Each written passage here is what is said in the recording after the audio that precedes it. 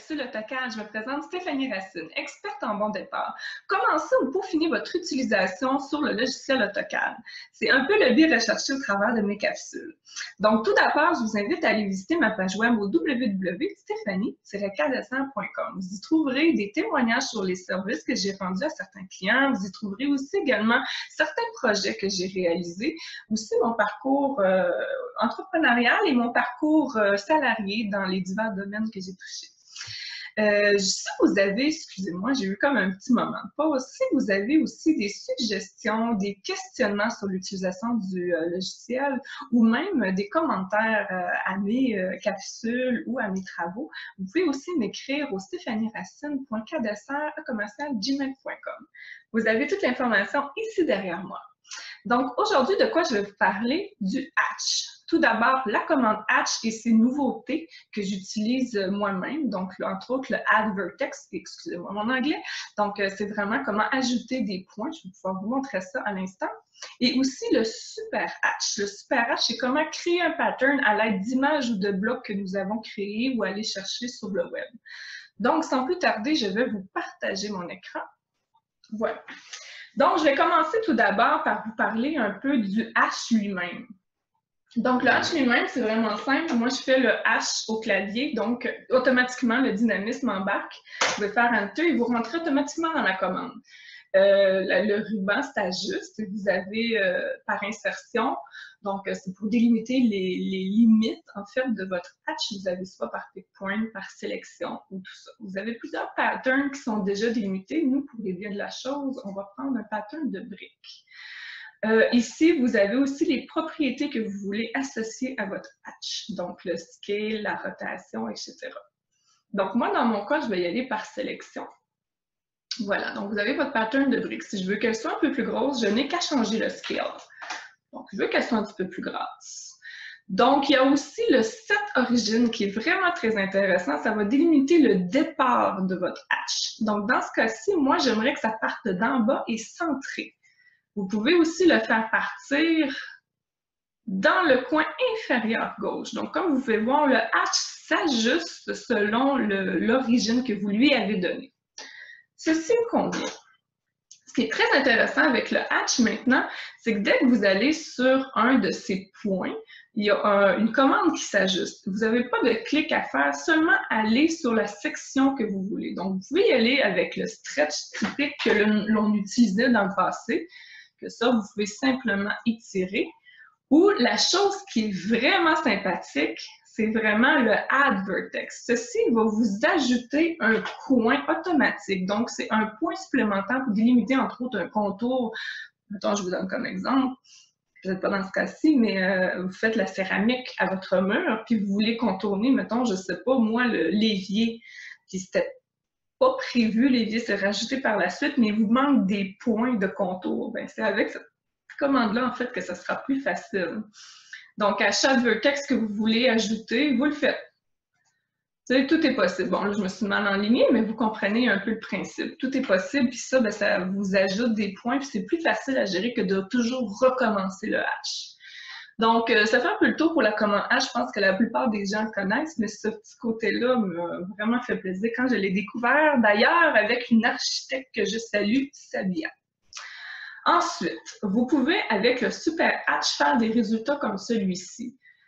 Ce que je vous donne comme exemple, oui, de résultats, c'est entre autres dans le cadre d'un PIA. Vous voulez afficher, voir si l'harmonisation du secteur est bien avec votre revêtement extérieur. Meilleur moyen, on va chercher un revêtement sur Internet, donc Google, soit avec les entreprises qui fournissent et tout ça, puis vous les insérez en image qui est gérée en format de bloc. Comment ça fonctionne et surtout quel résultat que ça donne. Car ici, moi, j'ai utilisé un layer pour l'insertion de mes images qui a comme type de ligne le point, puis qu'en plus, le point, la couleur du point est très, très pâle, ce qui peut se déterminer assez camouflé, en fait.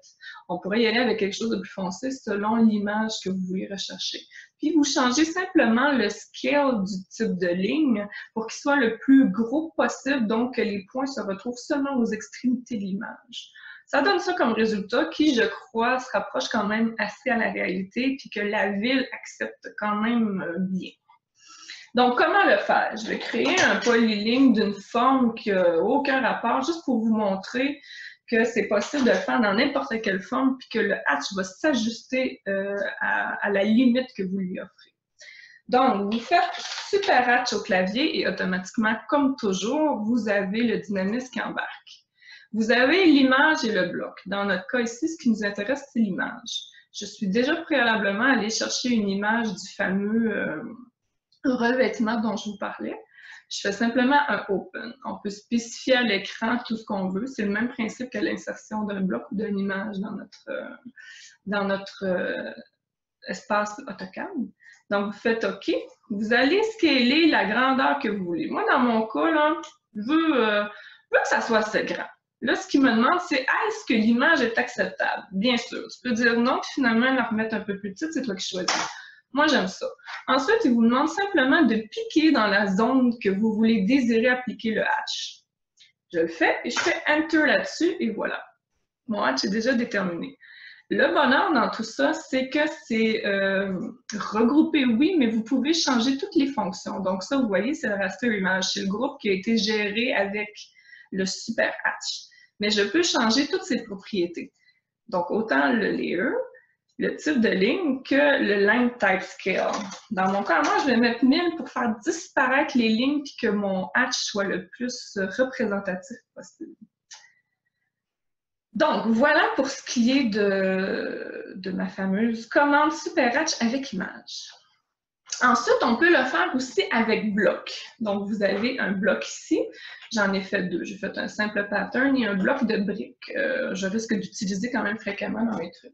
Encore une fois, je me crée une zone qui n'a aucun point déterminé. C'est pas ça le but recherché. Encore une fois, je rentre dans la fonction super hatch. Sauf que je choisis le bloc ici. Au niveau de mes commandes, je peux soit aller chercher un bloc dans ma banque ou prendre celui qui sont déjà insérés auprès du dessin. Donc, tous les blocs qui vont être insérés dans votre dessin vont apparaître ici. C'est simplement de sélectionner celui qui vous convient. Dans mon cas, moi, je prends le brique moderne. Donc, je fais un beau OK là-dessus. Ce qu'il vous demande ici, c'est de donner le facteur de grosseur. Donc, il y va par X et par Y. Donc, moi, je veux par X que ça soit 3, par Y que ça soit 2. Puis, au niveau de la rotation, j'en veux pas. Donc, je fais un beau 0 là-dessus pour le type de rotation. Encore une fois, il me demande, est-ce que le bloc est acceptable? Oui, c'est ça que je voulais. Ensuite, il vous demande de mettre le fameux rectangle magenta, c'est la limite du bloc. Donc, vous pouvez sélectionner une partie ou le sélectionner tout, c'est vous qui décidez. Dans mon cas, je veux l'entière sélection du bloc. Donc, je dis oui, moi, c'est ça que je veux. Et ensuite, il vous demande tout simplement de piquer dans la zone que vous désirez appliquer le fameux bloc et vous faites Enter. Voilà. C'est aussi simple que ça. Et encore là, vous pouvez aussi déterminer les fonctions. Dans ce cas-ci, c'est un bloc, c'est pas une image, donc je peux pas changer le scale de ma ligne. Mais je pourrais lui donner un autre layer, ou tu sais, encore là, ou changer son scale ici. Donc, si je décide d'avoir 1 et 2, ça fait ça comme résultat. Idéalement, on le fait pas. Fait que quand vous voulez changer, c'est vraiment quand il vous demande de le faire auprès de la commande, à l'intérieur de la commande, sinon ça fout un peu le bordel dans vos dents. Fait que nous, on veut que ça revienne normal, évidemment. Donc voilà, c'est un peu ça. C'est sûr que c'est un peu décortiqué, mais quand même, ça amène tout de même une représentation acceptable. C'est sûr, quand on regarde, excusez, je regarde dehors parce que j'ai des revêtements de briques, c'est pas carré comme ça. On peut peut-être y aller, mais on s'entend que c'est le côté simpliste de la représentation. On peut faire ce qu'on veut, là. Moi, je vous l'ai présenté de cette façon-là. Je pourrais vous le présenter avec celui-ci.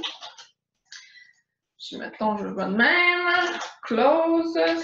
Super bloc. Oups. Super bloc. Super hatch, pardon.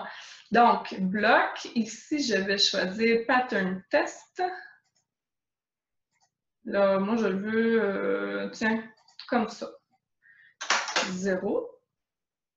Oui. Oui. Sélection, Enter. Vous voyez, tout s'installe. Fait que tout est possible. Vraiment, vous pouvez bâtir. Donc, vous bâtissez votre bloc si vous ne l'avez pas déjà, puis ensuite, vous le créez, vous le nommez pour être facile à retrouver, puis ensuite, vous appliquez la commande super hatch.